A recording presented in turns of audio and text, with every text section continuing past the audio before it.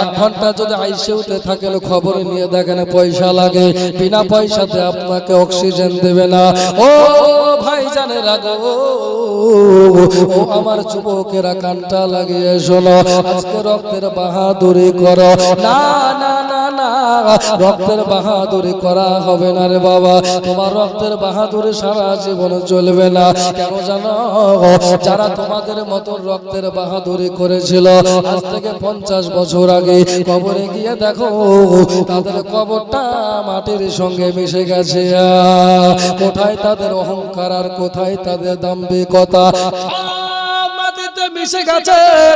এই দুনিয়ায় অহংকার করার জায়গা না রে বাবা। আপনি যতই পারেন নিজেকে সহনশীলতা তৈরি করেন, নিজে আপনি আপনার চরিত্রকে সুন্দর করেন। আল্লাহর জিকির করলে আল্লাহকে পাবেন। আল্লাহ আমাদেরকে ভুলে থাকেন।